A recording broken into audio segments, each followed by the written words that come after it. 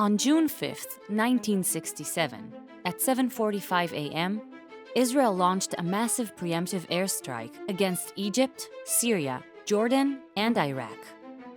This is the first step in what will eventually become the Six-Day War.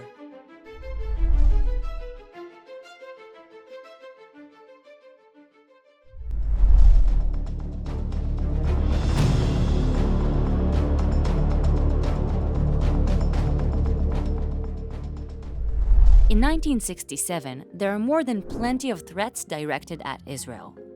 Egypt, under the leadership of Gamal Abdel Nasser, drives the UN forces out of Sinai and blocks the Straits of Tiran to Israeli shipping. On the Jordanian side, Jordanian and Iraqi military forces are advancing towards the West Bank, which was already conquered by Jordan in 1948. This way, they threaten Israel's narrow waist. In the north, in the peaceful Golan Heights front, Syrian forces, 4 infantry brigades and 3 armored brigades, which accumulate to about 250 tanks, are suddenly deployed, waiting. On May 15th, in the midst of Israel's Independence Day celebrations, Egyptian ground forces crossed the Suez Canal and entered the Sinai Peninsula, not really with the intention to vacay on its various resorts.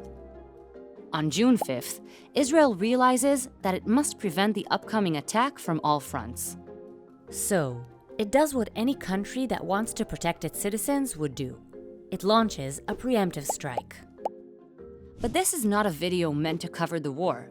There are many of those. And you've probably already heard about how this war ended, with Israel's victory that has become an overnight global sensation. After this lightning victory that took only 6 days to achieve, the UN Council convenes to discuss the issue of the territories conquered by Israel. Who gets what, how much, and when. In November 1967, the UN Resolution 242 is unanimously accepted. The resolution is very detailed. This is what it states in a nutshell. There shall be an end to hostilities from both sides, and a withdrawal of Israeli forces from territories conquered in this recent conflict. However, the call for withdrawal that Israel agrees to is somehow lost in translation. The English draft calls for the withdrawal of Israeli armed forces from territories occupied in the recent conflict, meaning only from certain territories. But then, the document was translated, and with this translation, problems arose. In other languages, the wording is different and called, for example, for withdrawal from the territories, meaning from occupied territories whatsoever. It may sound like semantics, but to the parties in the conflict, it makes all the difference. Having said that, the final signed version was in fact the English version. Then US President Lyndon Johnson supported the resolution and said, "It is therefore clear that Resolution 242 did not demand an absolute Israeli withdrawal of forces from all the territories, but only from territories, because it has taken into account Israel's ongoing security concerns." Resolution 242 also calls for negotiations between Israel and every state in the area. Israel strongly opposes to this, as the resolution deals only with arrangements between states, and the Palestinians are, as stated, not a state. So what about the Palestinians? The defeat deals a devastating blow on them. Their hope that Arab states would play a decisive role in defeating Israel and establishing Palestine fades before their eyes. They understand again that they can only rely on themselves. In the territories just conquered from Jordan and Egypt, first signs of civilian resistance to the new Israeli rule began to appear in the form of demonstrations and protest marches. But that was just the promo. From here on, the armed struggle intensifies. And between 1967 and 1973, the PLO, the Palestinian Umbrella Organization, carries out more and more terror attacks against Israel. The most prominent of which was by a terrorist organization affiliated with the PLO, the Black September Organization.